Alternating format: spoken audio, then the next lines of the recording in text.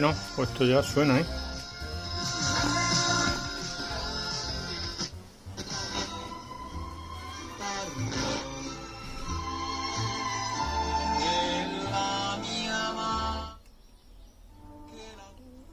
Bueno, lo dejaremos ahí. Bueno, pues ahora os explicaré el sitio donde estaba la avería y cuál ha sido la avería. Una avería muy fácil, muy sencilla, pero creo que no es compleja, pero creo que es, como diría yo, enrevesada. Hay que conocer el circuito o hay que ver el circuito muy bien y ver en qué parte se produce la avería y cómo gestionar esas medidas y esos detalles que has captado tanto con el generador como en el inyector de señales o el seguidor de señales. Bien, pues la avería, voy a coger el boli.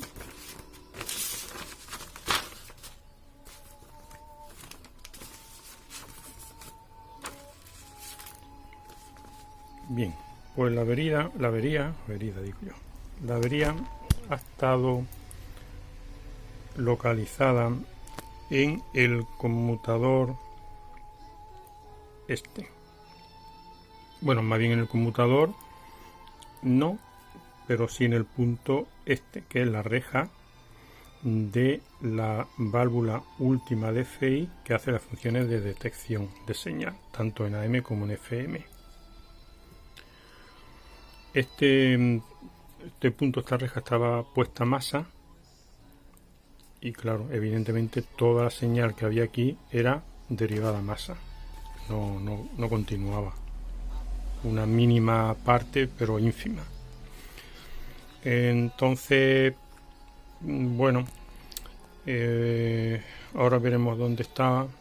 El circuito este es un pelín, no es diferente a un superheterodino normal, pero sí un poco diferente, al menos a vista de esquema, de un superheterodino normal. ¿Por qué? Bien, porque esta etapa, que es la detección propiamente dicha, no viene como puede parecer de esta última SH81, que es la osciladora, sino de la amplificadora de FI que la han puesto justamente detrás de la parte del módulo FM.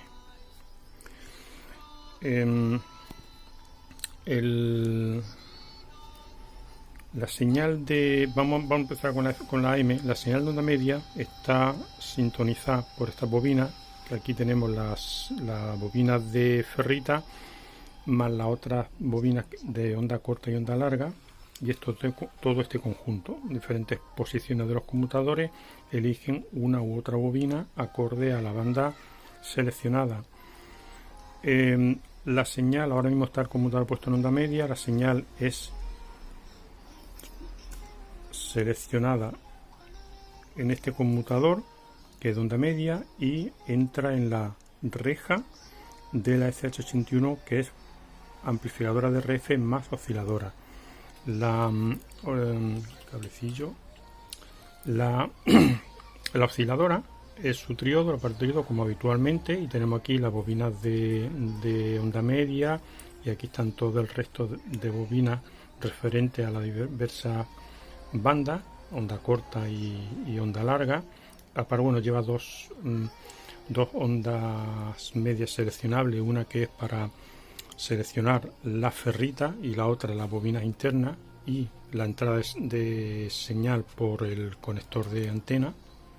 Son dos teclas diferentes, una ferrita, otra entrada externa. Esta señal que se ha generado aquí es convertida y mezclada con la que hay en el pentodo, en la reja, pero de una forma muy peculiar. En su ánodo tenemos la señal amplificada de RF y en el ánodo del triodo tenemos la señal osciladora. Bien, esto inductivamente está acoplada a esta bobina, que es la que recibe la parte de oscilación, y la parte de RF viene por aquí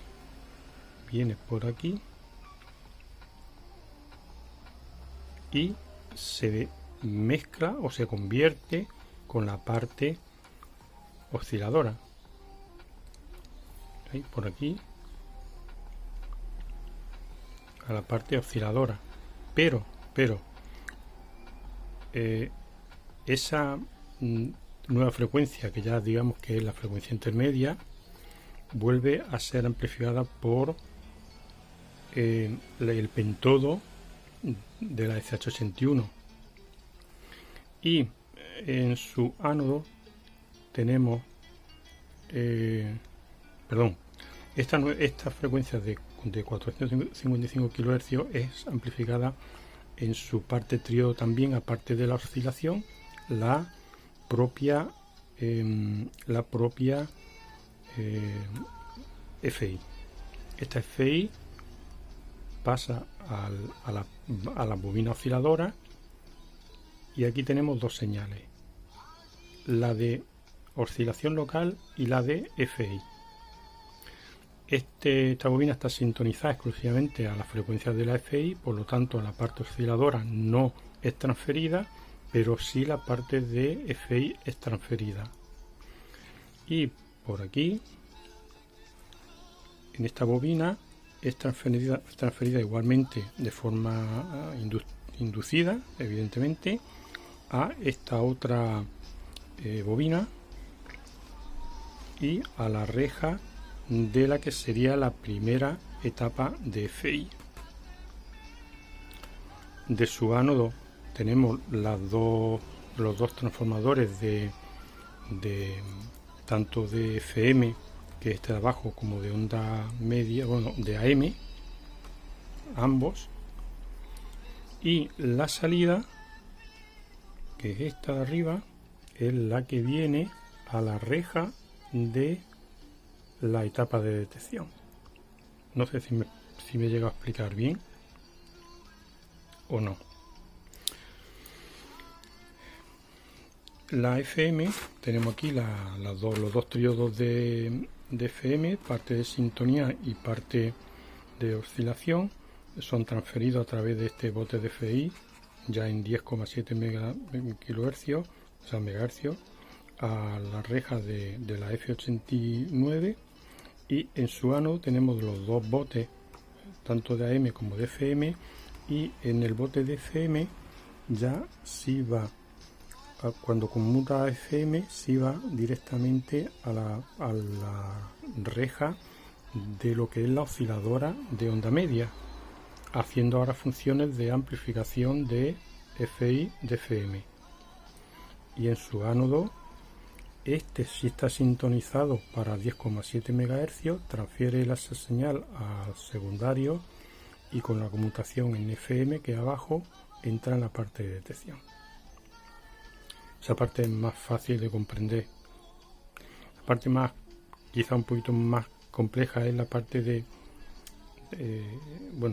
la parte de AM. El pentodo, digamos, hace las funciones únicamente de amplificación de señal, y en la parte de oscilación tenemos tanto la señal de osciladora como la señal que es transferida del ánodo de la RF normal, de la onda media normal.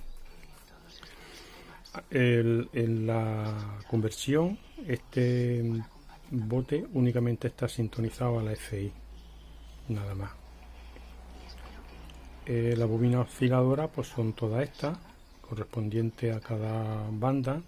Tenemos un condensador tándem de 3 cuerpos, que uno es este y este. dos hacen las funciones en la parte de sintonía y uno en la parte de oscilación. Bueno, pues nada, hicimos varias pruebas, varias, en fin, revisiones y demás. Y en la EAF42, que fue donde detectamos que en su reja no teníamos amplificación en absoluto, con lo cual teníamos centrado aquí el problema. Bueno, pues la segunda parte de mi cometido ha sido verificar todas las conexiones, todos los condensadores, resistencia, polarizaciones, etcétera, etcétera. Aquí encontré esta resistencia que es de 1K cambiada por 10K de forma errónea, pero bueno, que no implica que no funcione, porque tenía 184 voltios y ahora hay 234. Es igual, a nivel de polarización está funcionando de la misma forma. Pasé a hacer un seguimiento pasivo de mediciones de resistencia y demás, y en la reja medí un cortocircuito o resistencia nula con respecto a masa, con lo cual quería decir que esto estaba unido en algún punto de el conmutador y de esta línea. Lógicamente a masa esto no puede estar, puesto que por aquí en FM tenemos una resistencia a masa de 500K. Esto es el control automático de ganancia, que tampoco puede estar a masa. Y en el otro sentido, que en la M hay una bobina y un condensador de 100K y también el control automático de ganancia. Entonces, imposible que ahí hubiera 0 ohmios. También revisé el control automático de ganancia por si fuera alguna historia de que se fuera, pero bueno, tampoco tiene mayor importancia. Bien, pues nada, eso por aquí. No sé si lo he explicado bien o si lo he entendido bien. Ahora os voy a decir dónde estaba la avería. Bien, pues la avería, voy a coger, aquí no hay tensiones altas, así que voy a coger el destornillador mismo. La avería es este cable blanco. Este blanco es el que lleva la señal a la reja de la detectora. Vale, y ese cable blanco, veis ahí, está conectado ahí a ese punto del conmutador, que es ese hilo azul, está ahí conectado. Bien, en su día, porque esto yo creo que esto viene de fábrica, en su día, al calentar ese punto y conectar el hilo azul, calentaron el pin donde va soldado. Y ¿qué ocurrió? Que este otro cable es un cable apantallado y en la parte de abajo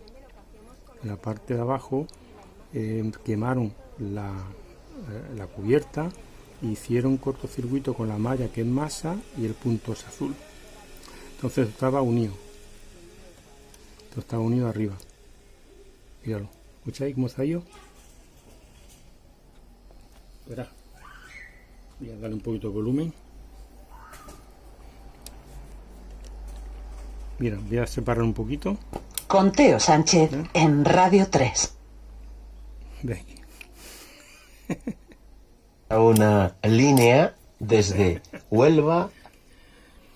Pues eso es lo que tiene el receptor.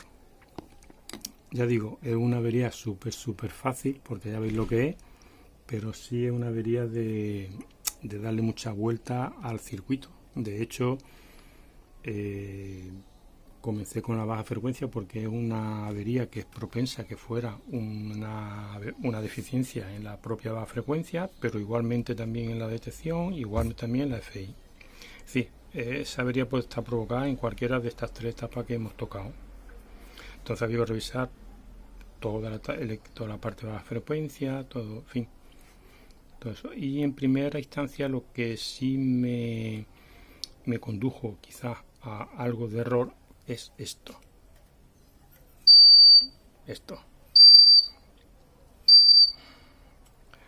Cuando el tono de agudo lo bajo, se acopla y se forma, ¿veis?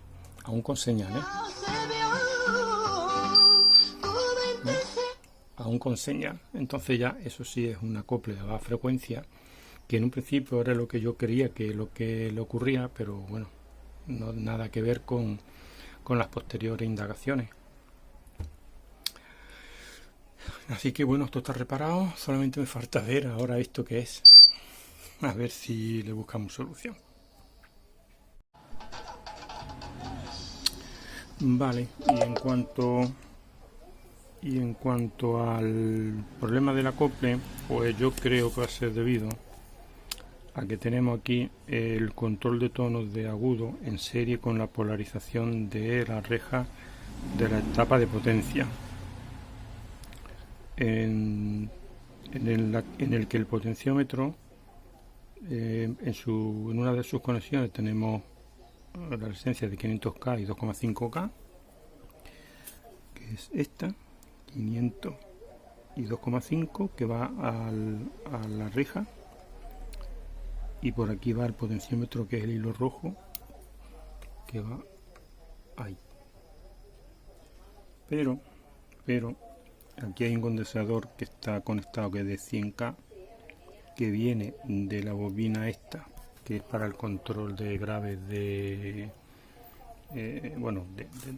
mejorar la banda pasante en la parte de graves del ancho de banda, que es esta, en el cual su parte central tiene un condensador 100K pero a masa, y como las conexiones están muy cerca,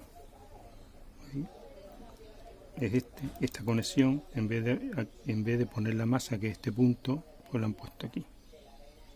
Vamos a intercambiarlo y a ver si es eso, y vamos a probar.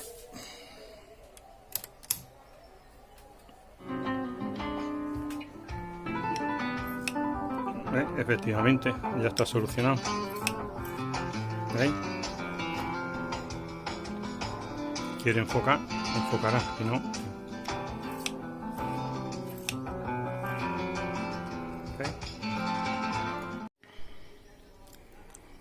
Bueno, y respecto al problema ese de ahí del cable, pues lógicamente para aislarlo, el cable negro, que es el causante del problema, lo he enfundado con ese trocito de plástico amarillo, y para que no se mueva, porque eso entra justo como, vamos, es imposible que se mueva, porque es que me ha costado muchísimo trabajo de meterlo con pegamento pues sujeto, porque es que no he querido quitarlo porque está tan justo que temo de cargarme alguna bobina o alguna otra cosa y sea peor. Entonces con esa funda amarilla tenemos la seguridad de que ya no va a volver a fallar, ni se va a mover en la vida. Muy bien, pues esto lo tenemos ya pues listo ya. Esta es la parte superior del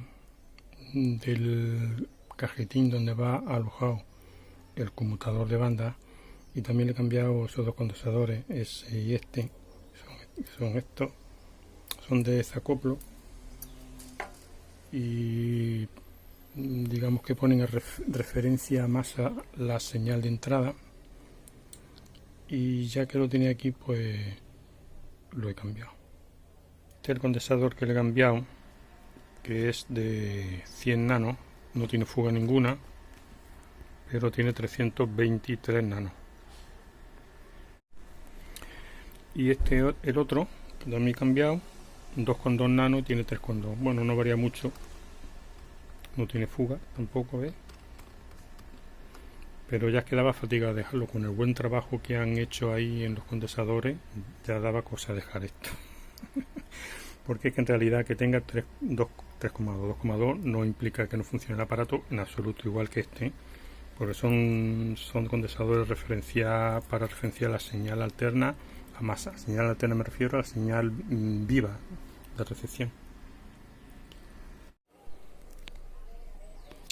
Esos condensadores son este de 100 nanos y 2,2 nanos. ambos referencian la señal de entrada a masa.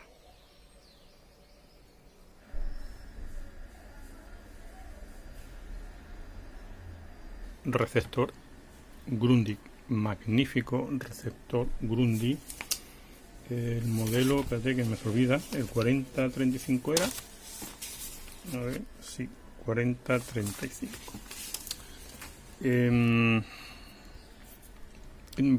Por último, ya pues he revisado, porque me gusta revisarle siempre las tensiones que quedan en funcionamiento de las diversas etapas, al menos las más importantes, como son ánodo y rejas pantalla. En la parte mecánica le aplica un poquito de grasa en el recorrido del dial de AM, también en todas las poleas, estas poleas, una gotita de aceite, y siempre esto a mano. Siempre os lo recuerdo, para esto, para los tocadiscos, para todo. El aceite es muy malo, no es bueno, es malo. Se le echa la gotilla, se mueve, se lubrica, se gira bien la polea o cualquier polea, y el resto se seca. Esa es la parte mala.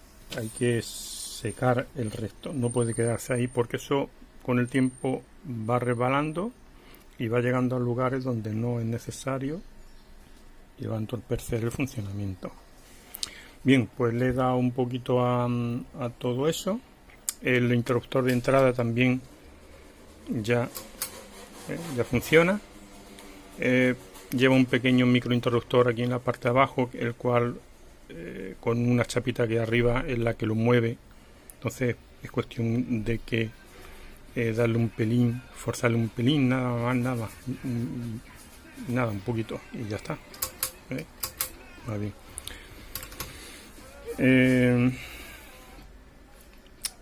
¿Qué más? Bueno, este receptor data del año de mediados de los 50 aproximadamente, lógicamente alemán, con la tecnología alemana ya en pleno auge y en pleno efervescencia, y fabricado entre el 54 y 55. Este modelo ya aplica varias tecnologías nuevas, innovadoras, tanto en FM, en el grupo de FM, como en la parte electroacústica. La parte de FM, datado el año que estamos hablando, que es de mediados de los 50, que estaba la FM todavía renaciendo, se aplicaron dos válvulas S92, y posterior pues ya sabemos que se convirtieron en una, que es la SC85, lleva los dos triodos integrados. Estas son dos triodos independientes, pero en aquellos años pues la verdad que fue una innovación apreciable. Y aparte de esas dos, tiene 6 válvulas más, son 8 válvulas en total, incluido el ojo mágico, 4 bandas en multitensión, cosas que ya se fueron agradeciendo en aquellos años por la diversidad de tensiones de red que había en distintos países, claro. Y en la parte electroacústica también se tuvo bastantes innovaciones en cuanto a que a este aparato le añadieron 4 altavoces, 2 laterales y 2 frontales, un grave frontal más un agudo y 2 laterales medios, lo cual hace una combinación pues espectacular. Y en aquellos entonces sacaba entre los 4 pues casi 5 vatios, apreciable 5 vatios, y de forma con una distorsión relativamente baja, ¿no? Control de tono grave, control de tono agudo. El control de tono agudo, si nos vamos por ejemplo aquí, cuando cierro y abro el control de tono, también estoy provocando lo habéis visto antes, lo he enseñado, tira de unas cuerdas y entra una ferrita en los botes de FI, ampliando o reduciendo el ancho de banda, tanto en la gama de AM como en la de FM, en todas, ¿no? Pues la ferrita es común en el bote. Y esto pues se ponía para reducir un poco el ancho de banda, en el sentido de que siempre sabemos que las interferencias mayores, digamos, venían en la parte aguda y eran muy molestas. Entonces, con esto intentaban reducir el ancho de banda y ese exceso de agudo y de chiflío y demás, ¿no?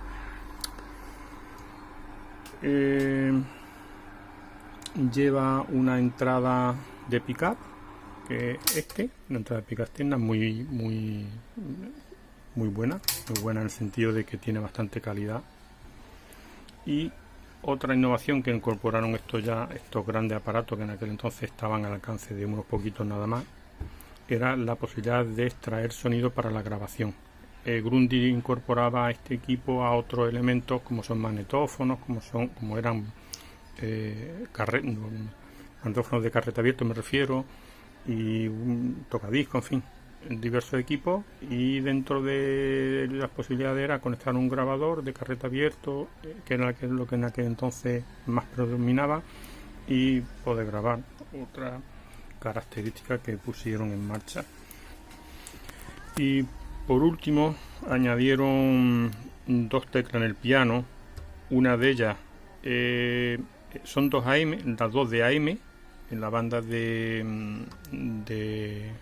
onda media, la cual una seleccionaba la antena de ferrita, que es orientable, con este mando, y otra es la misma onda media, pero con entrada, seleccionando la entrada de señal por el orificio trasero de antena, por la parte de atrás, la conexión de antena. Quisieron implementarlo así, bueno, en fin, en aquello, tened en cuenta que es mediados de los 50, que aquí todavía ni la FM se había llegado o prácticamente a escuchar, aquí en España vinieron posterior, entonces a mediados de los 50, eso, pues son años que allí estaban mucho más adelantados en tecnología. Por ejemplo, un ojo mágico, un M34 que incorporaban cuando ya pues se quedó, digamos, entre comillas, obsoleto pocos años después, pero aquí aún pues lo pusieron porque bueno, prácticamente era el que había también, ¿no?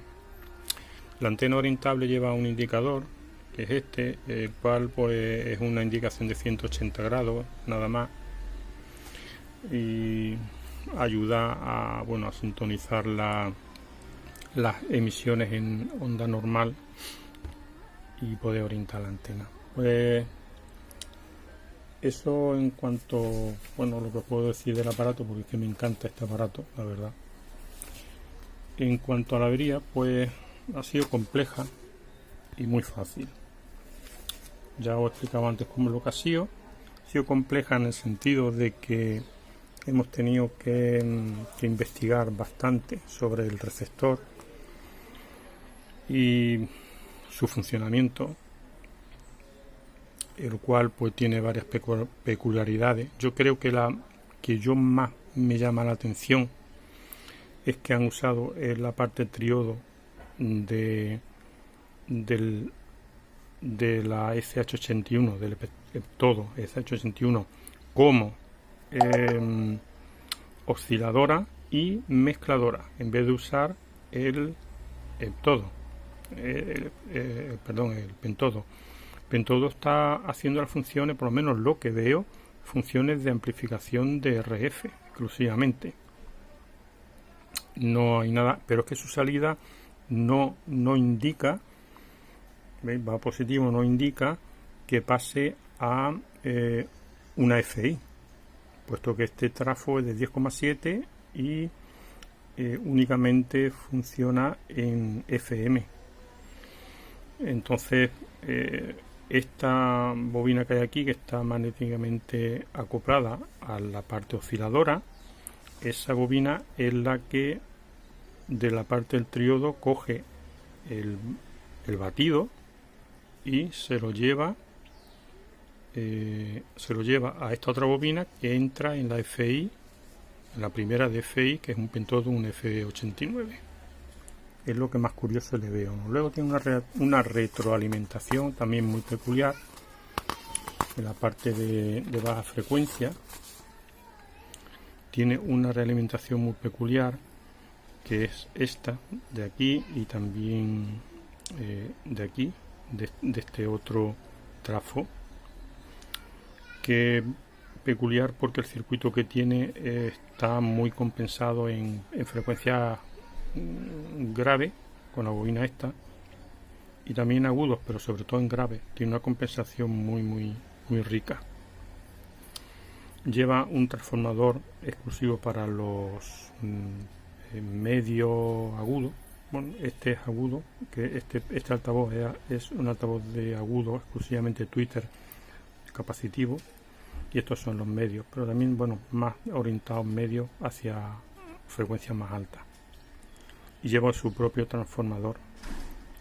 Es de la parte de salida del altavoz de grave. Tiene también una bobina que digamos que hace que la parte alta de la frecuencia la suprima.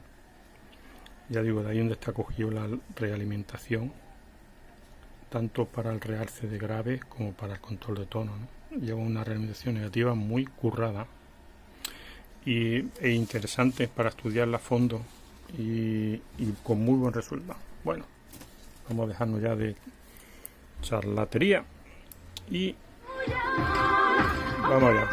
Tengo el altavoz roto, se ha roto de uno de los viajes que le he pegado y se ha despegado entero. Tengo todo el filo despegado.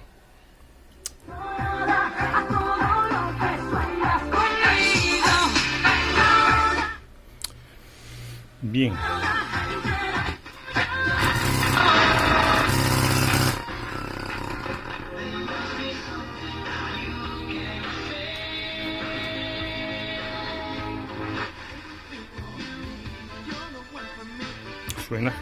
Suena genial, ¿eh? Y tiene una sensibilidad. Buah, chaval.